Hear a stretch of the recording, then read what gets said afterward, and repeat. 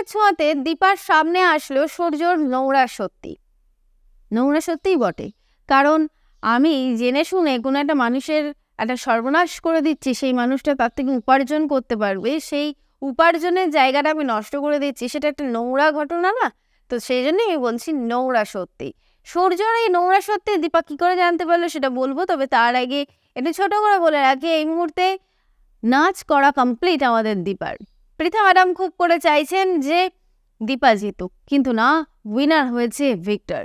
আরে ভাই রক্ষে করো, আমি এখানে কোনো মানে মানে সেই টুইস্ট ফুইস্ট আনতে চাইছি না আমার ভিডিওর মধ্যে। আমি নর্মালি বলে দিচ্ছি উইনার দুজন হয়েছে, একজন হচ্ছে আমাদের ভিক্টর, আরেকজন হচ্ছে দীপা। তো দীপার নামটা বলার পরে দীপার হাতে সমস্ত প্রাইজ মানি ফানি উঠে গেছে, আর এইসব দেখে এই মুহূর্তে ভিক্টর তো খেপে ফায়ার হয়ে গেছে। কিন্তু এদিকে পৃথা ম্যাম মনে মনে আনন্দ পেয়েছে, তার কারণে এই সুযোগটা সে কাজে লাগিয়ে অর্জুনের কাছাকাছি এবার যাবে। তো বেশ ভালো কথা, দীপা জিতেছে, খুব মজা হয়েছে। এবার সে আস্তে আস্তে বাড়ি ফিরে আসছে। তারপরে দেখা গেছে যে একজন রিপোর্টার, মানে রিপোর্টার এদেরকে বলা চলে না, এরা হচ্ছে খোঁচর, একজন খোঁচর গোপনে ছবি তুলছিল। তো সেই ছবিগুলো সে মিশকাকে দেখায়, মিশকার থেকে একটা মোটা বান্ডিল টাকা নিয়ে নেয়, নিয়ে বলে আমি প্রিন্ট আউট পাঠিয়ে দেবো। এবার কথা হচ্ছে, আমি ভাবছি যে কাল থেকে আমি আর ভিডিও করবো না, মানে একটা ক্যামেরা তো আছে, এখান থেকে একটা ক্যামেরা তুলবো, ক্যামেরা তুলে নিয়ে আমি চলে যাব, আমি গিয়ে মিশকার হয়ে কাজ করব, মানে সব ছবি পাই টু পাই আমি তার হাতে তুলে দেবো, আর ওই মোটা মোটা বান্ডেলগুলো নিয়ে চলে আসবো।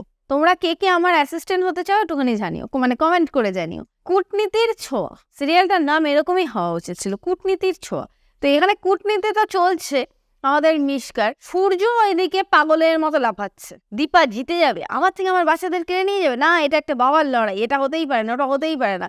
সেই সময় একটা মহিলা আসেন যার নাম শেফালি, তিনি এসে বলে সূর্যবাবু আপনার জন্য একটা খাম এসেছে। তো ভালো কথা, সেই খামের মধ্যে থেকে দেখা যায় যে অর্জুন আর দীপার একটা ক্লোজ ছবি, যেটা দেখে আমাদের সূর্য খেপে যাচ্ছিল। ঠিক সেই সময় মিশকে এসে বলছে, ও মাই গড এ কি অবস্থা সূর্য। তো সূর্য তখন আবার ঝাঁপিয়ে পড়ে মিশকের উপরে, এই তুই নাটক করবি না, এই সব কিছু তোর কারসাজি। তারই মধ্যে কাকিমা চলে আসে, কাকিমা এসে তো খানিক চেঁচামেচি করে চলে যায়, কিন্তু কাকিমা আপনার যাওয়াটা উচিত হয়নি, আপনি আরেকটু দেখিয়ে মানে একটু দাঁড়িয়ে গিয়ে একটু তামাশা দেখলে পারতেন। তার কারণ হচ্ছে সূর্য যতই মিশকাকে মুখের পরে বলুক না কেন যে আমি তোর কথা মানবো না, তুই একটা ফালতু, তুই একটা নোংরা, একটা ফালতু মানুষ, তারপরেও মিশকা ওখানে দাঁড়িয়ে দাঁড়িয়ে যে বুটুরু বুটুরু করে যে ডায়লগগুলো দেবে, সেইগুলো ওই সূর্যর মাথার মধ্যে গেঁথে যাবে। ঘেঁষে গ্লু দিয়ে গাঁথবে না, কিন্তু একেবারে ফেভিকুইক দিয়ে গেঁথে যাবে, যাতে সহজে উঠবে না। তার থেকেও বোধহয় হেভি স্ট্রং কোনো আঠা আছে, সেইগুলো দিয়ে গেঁথে যায়। তো যাই হোক, সেটা বড় কথা না, বড় কথা হচ্ছে এবার সূর্য এদিকে নাচানাচি করুক, ঝাপাঝাপি করুক, লাফালাফি করুক, তাতে কিচ্ছু এসে যায় না। এখন যেটা এসে যায় সেটা হচ্ছে দীপা।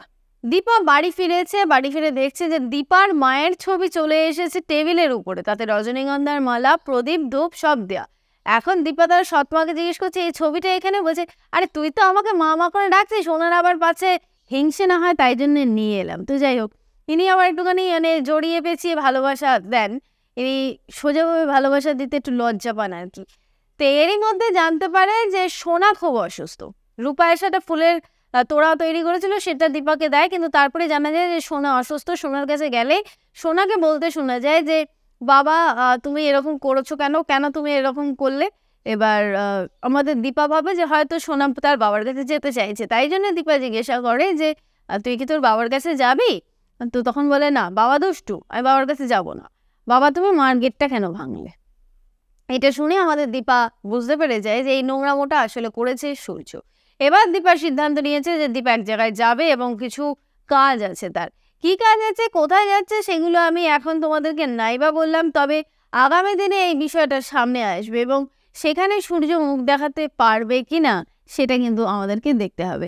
আর সূর্য কি মুখ দেখাবে, আর সূর্য এই কাজটা করেছে তার জন্য সূর্য এক ফোঁটাও আফসোস করবে না, বিশ্বাস করো, এটা আমার মনে হচ্ছে। তার কারণ সূর্য এখন ওই ছবিগুলো নিয়ে পড়েছে, আর ওই ছবিগুলো নিয়ে সে অত্যন্ত বাড়াবাড়ি পর্যায়ে সে যাবে। এর আগে সে অনেক কিছু করেছে, আবারও সে অনেক কিছু করার মধ্যে এগিয়ে যাচ্ছে। আগামী দিনে বাচ্চা তুমি কার, সূর্যর না দীপার, এটাই দেখার পালা। আমরা সবাই ভাবছি যে দীপার হবে, দীপার হবে, কিন্তু শেষ অবধি কি সত্যি দীপার হবে নাকি সূর্য টেনে নিয়ে যাবে, এটা জানতে অবশ্যই করে দেখতে হবে সিরিয়াল অনুরাগের ছোঁয়া, ও সরি, কূটনীতির ছোঁয়া, স্টার জলসা ও স্টার জলসা এইচডিতে। আমার ভিডিওটা ভালো লাগলে লাইক করো, কমেন্ট করে, শেয়ার করে, যারা যারা সাবস্ক্রাইব করোনি তারা প্লিজ সাবস্ক্রাইব করে বেল বাটনটা ক্লিক করে ফেলো।